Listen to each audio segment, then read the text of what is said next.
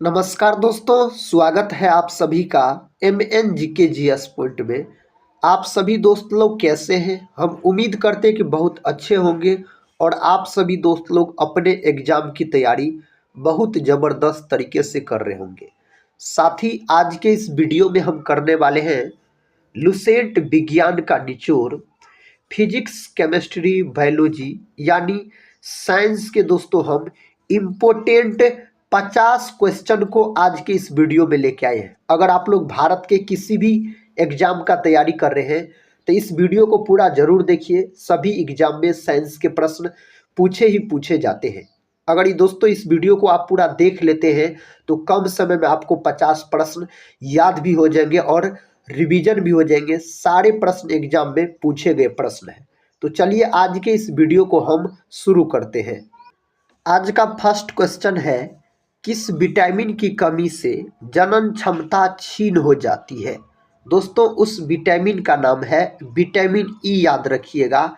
इसी को सौंदर्य का विटामिन भी कहा जाता है। यह भी प्रश्न परीक्षा में कई बार पूछा गया है।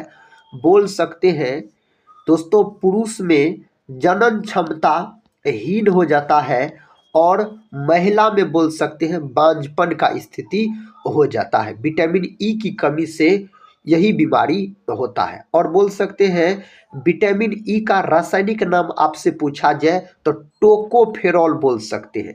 विटामिन सी का बात करते हैं तो इसके कमी से अस्कर्वी नामक बीमारी हो जाता है। विटामिन सी का दोस्तों अगर रासायनिक नाम पूछा जाए तो एस्कॉर्बिक अम्ल बोलिएगा। और विटामिन सी का प्रमुख स्रोत आंवला होता है। विटामिन सी और विटामिन बी ये दोनों विटामिन जल में घुलनशील होते हैं।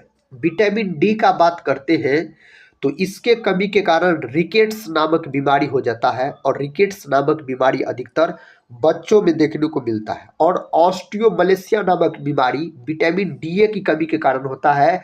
और ऑस्टियोमलेशिया नामक बीमारी याद रखिएगा वयस्कों में देखने को मिलता है। विटामिन डी को दोस्तों हार्मोन भी कहा जाता है। अगर आपसे पूछा जाए कौन ऐसा विटामिन है जिसे हार्मोन कहा जाता है तो विटामिन डी। और विटामिन डी का रासायनिक नाम पूछा जाए तो कैल्सीफेरॉल। विटामिन के का बात करते हैं तो इसका रासायनिक नाम पूछा जाए तो फिलोक्विनोन बोलिएगा। और रक्त का थक्का से संबंधित विटामिन पूछा जाए तो विटामिन के हो जाता है। अगला प्रश्न कहता है ट्रिप्सिन क्या है? साथी ट्रिप्सिन एक प्रकार का एंजाइम होता है। ऑप्शन सी जो है सही उत्तर हो जाता है। विटामिन शब्द का दोस्तों प्रयोग फंक के द्वारा किया गया, याद रखिएगा। विटामिन शब्द का दोस्तों खोज किसके द्वारा किया गया दिया गया तो फंक नामक वैज्ञानिक के द्वारा दिया गया। प्यास का केंद्र कहाँ होता है? प्यास का केंद्र पूछा जाए या भूख का दोस्तों पूछा जाए तो हाइपोथैलेमस ग्रंथि आप लॉक कर दीजिएगा। ऑप्शन ए सही उत्तर हो जाएगा। यकृत का बात करते हैं तो यह मानव शरीर की सबसे बड़ी ग्रंथि हो जाता है। इसका वजन पूछा जाए तो 1.5 kg के आसपास इसका वजन होता है। हेपेटोलॉजी इसका अध्ययन कहलाता है, याद रखिएगा आप। अगला प्रश्न देखिए। प्रश्न कहता है मरासमस नामक रोग में शरीर का कौन सा अंग प्रभावित होता है? दोस्तों उस अंग का नाम है मांसपेशियां, याद रखिएगा। मरासमस और क्वाशियरकोड ये दोनों बीमारी प्रोटीन की कमी के कारण होने वाला बीमारी है और अधिकतर बच्चों में देखने को यह बीमारी मिलता है। त्वचा का बात करते हैं तो यह मानव शरीर का सबसे बड़ा अंग अगर पूछा जाए अंग तो त्वचा बोलिएगा। और त्वचा का जो रंग होता है दोस्तों यह मेलानिन के कारण होता है। नेक्स्ट क्वेश्चन ये रहा। क्वेश्चन कहता है क्वाशियरकोड किसकी कमी से होता है? दोस्तों क्वाशियरकोड और मेरास्मस ये दोनों प्रोटीन की कमी से होने वाला बीमारी है। प्रोटीन का बात करते हैं तो प्रोटीन जो होता है यह अमीनो अम्लों के मिलने से बनता है। मेरे भाई अगर 20 वो अमीनो अम्ल मिलेगा तो आप बोल सकते हैं एक प्रोटीन का निर्माण होगा। प्रोटीन का फैक्टरी भी कई बार पूछा जाता है तो बोलिएगा राइबोसोम को मेरे दोस्त प्रोटीन का फैक्टरी कहा जाता है। नेक्स्ट क्वेश्चन इसका उत्तर बताइए आप लोग। कहता पोलियो किसके द्वारा होता है? पोलियो जो है यह विषाणु के कारण होने वाला बीमारी है, यानी इसी को बोल सकते हैं आप वायरस। वायरस के कारण होने वाला बीमारी हो जाता है पोलियो का, अगर हम बात करते हैं तो। ये रहा अगला प्रश्न, निम्नलिखित में से अस्थायी कण है। दोस्तों अस्थायी कण पूछा जा रहा है तो इनमें से अल्फा कण आप बोल सकते हैं। न्यूट्रॉन का बात करते हैं तो यह आवेशहीन होता है, इस पर दोस्तों आवेश नहीं होता है, इस पर शून्य आवेश होता है। न्यूट्रॉन का याद रखिएगा प्रतीक इस प्रकार होता है। और न्यूट्रॉन का जो खोज किया गया जेम्स चैडविक नामक वैज्ञानिक के द्वारा 1932 में इसका खोज किया गया था। इलेक्ट्रॉन का खोज मेरे दोस्त जे थॉमसन नामक वैज्ञानिक के द्वारा किया गया, यह ऋणावेशित कण होता है। प्रोटॉन का खोज गोल्डस्टीन नामक वैज्ञानिक के द्वारा किया गया, प्रोटॉन धनावेशित कण होता है। और बोल सकते हैं प्रोटॉन का नामकरण रदरफोर्ड के द्वारा किया गया। परमाणु के नाभिक के अंदर प्रोटॉन और न्यूट्रॉन रहता है, इलेक्ट्रॉन इसके चारों तरफ चक्कर लगाते रहता है। अगला प्रश्न है समस्थानिक परमाणुओं में। दोस्तों समस्थानिक में क्या होता है मेरे दोस्त, तो प्रोटॉनों की संख्या समान होता है, याद रखिएगा समस्थानिक में प्रोटॉनों की संख्या समान होता है। नेक्स्ट क्वेश्चन कहता है किस रंग के प्रकाश की तरंगदैर्घ्य सबसे अधिक होती है। उस रंग का नाम है लाल रंग। और लाल रंग का आपसे विचलन पूछा जाए तो विचलन बोलिएगा कम होता है और तरंगदैर्घ्य अधिकतर होता है, अधिक होता है। तरंगदैर्घ्य को लेम्डा से सूचित किया जाता है। तरंगदैर्घ्य का दोस्तों मात्रक अगर पूछा जाए ना तो एंगस्ट्रम बोलिएगा। एंगस्ट्रम को इस चीज से सूचित किया जाता है, ए पर लड्डू बोल सकते हैं। और एक एंगस्ट्रम जो होता है यह 10⁻⁻10 मीटर के बराबर होता है। बैगनी रंग का तरंगदैर्घ्य सबसे कम होता है, विचलन याद रखिएगा सबसे अधिक होता है बैगनी रंग का। और लाल रंग को दूर से भी देखा जा सकता है, इसका विचलन कम होता है, खतरा का संकेत लाल होता है। नेक्स्ट क्वेश्चन की ओर बढ़ते हैं। ये रहा नेक्स्ट क्वेश्चन, कहता है इंसुलिन हार्मोन जो स्रावित होता है, साथ ही इंसुलिन एक प्रकार का हार्मोन है, यह लैंगरहेंस ग्रंथि से स्रावित होता है, याद रखिएगा। इंसुलिन का खोज 1921 ईस्वी में बेंटिंग और वेस्ट नामक वैज्ञानिक के द्वारा किया गया। इंसुलिन की कमी के कारण आप बोल सकते हैं जो मधुमेह नामक बीमारी इसी के कारण हो जाता है। और अधिवृक्क ग्रंथि का बात करते हैं तो इसी को एड्रिनल ग्रंथि भी कहा जाता है, यह ग्रंथि किडनी के ऊपर स्थित होती है। थायराइड ग्रंथि का मेरे साथी बात करते हैं तो यह ग्रंथि गले में स्थित होती है। मानव शरीर की सबसे बड़ी अंतःस्रावी ग्रंथि पूछा जाए तो थायराइड ग्रंथि। पिट्यूटरी ग्रंथि का बात करते हैं तो यह मस्तिष्क में स्थित होती है, इसी को पीयूष ग्रंथि कहा जाता है, या बोल सकते हैं मास्टर ग्रंथि के नाम से इसको जाना जाता है।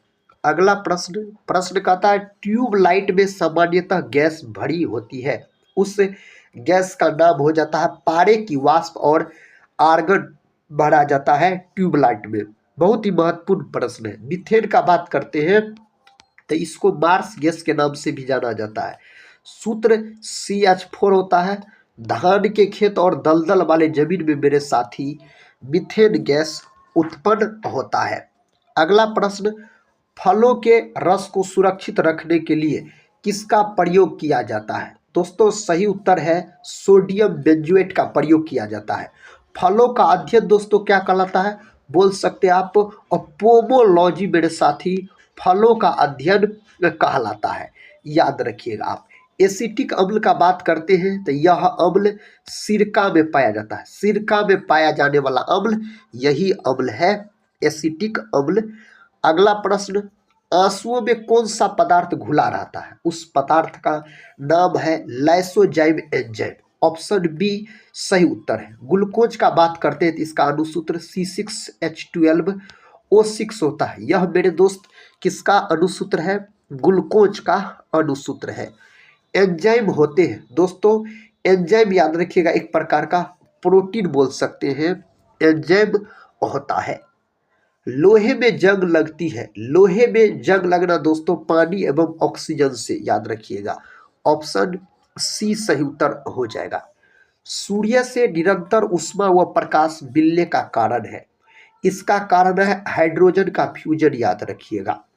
हाइड्रोजन दोस्तों, इसे भविष्य का ईंधन भी कहा जाता है। हाइड्रोजन याद रखिएगा, ब्रह्मांड में सबसे अधिक मात्रा में पाए जाने वाला तत्व पूछा जाए तो हाइड्रोजन आप बोलिएगा। हाइड्रोजन के 3 गो समस्थानिक होते हैं। हाइड्रोजन को आवारा तत्व के नाम से भी जाना जाता है। निम्नलिखित में से झूठा सोना कहलाता है। झूठा सोना, पायराइट्स दोस्तों, झूठा सोना इनमें से कहलाता है। कतः ऑस्टियोमलेशिया नामक रोग में शरीर का कौन सा तंत्र प्रभावित होता है? सही उत्तर है कंकाल तंत्र, याद रखिएगा, हड्डी दोस्तों। और ऑस्टियोमलेशिया नामक बीमारी अधिकतर वयस्कों में देखने को मिलता है। विटामिन डी की कमी के कारण यह बीमारी होता है। अगला प्रश्न कर लेते हैं। प्रश्न कहता है हमारे शरीर में कार्बोहाइड्रेट के पाचन के लिए कौन सा एंजाइम उत्तरदायी है? उस एंजाइम का नाम मेरे दोस्त एमाइलोज आप बोल सकते हैं। सही उत्तर हो जाएगा। अगला प्रश्न देखिए, हरित क्रांति की सफलता के लिए आवश्यक नहीं है। इसकी सफलता के लिए दोस्तों आप बोल सकते हैं मशीनीकरण आवश्यक नहीं है। हरित क्रांति का बात करते हैं तो विश्व में हरित क्रांति का जनक पूछा जाए ना आपसे तो बोलिएगा नॉर्मन बोरलॉग को कहा जाता है। और भारत में अगर हरित क्रांति का जनक पूछा जाए तो MS स्वामीनाथन को भारत में हरित क्रांति का जनक कहा जाता है। औषधि जो दर्द दूर करती है उसका नाम इसमें से क्या है? एनाल्जेसिक दोस्तों इसका नाम हो जाता है। अगला प्रश्न कहता मनुष्य के शरीर की सबसे छोटी हड्डी कौन सी है? मनुष्य के शरीर की सबसे छोटी हड्डी, इस 4 ऑप्शन में से स्टेपिच बोल सकते हैं। यह साथी कान की हड्डी होती है। कहाँ की? कान की हड्डी होती है। ऑप्शन सी सही उत्तर हो जाएगा। संयंता का एसआई मात्रक किसके समतुल्य है? यह किसके समतुल्य है? सही उत्तर है पॉइज के 10 गुने के। संयंता का एसआई मात्रक पॉइज होता है, याद रखिएगा आप। सोयाबीन में निम्नलिखित में से कौन सा प्रोटीन पाया जाता है? सोयाबीन में पाए जाने वाला प्रोटीन का नाम है ग्लिसरीन प्रोटीन पाया जाता है। और सोयाबीन याद रखिएगा सबसे अधिक प्रोटीन दोस्तों इसी में पाया जाता है। लगभग में 42% के आसपास प्रोटीन का मात्रा इसमें मौजूद रहता है।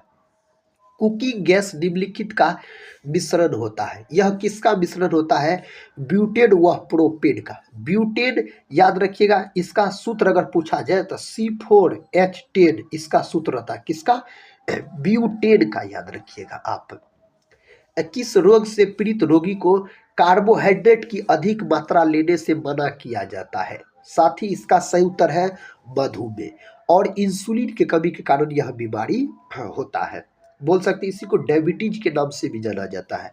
विश्व मधुमेह दिवस पूछा जाए ना तो 14 दोस्तों नवंबर के दिन विश्व मधुमेह दिवस मनाया जाता है। और 14 नवंबर के दिन बाल दिवस भी मनाया जाता है।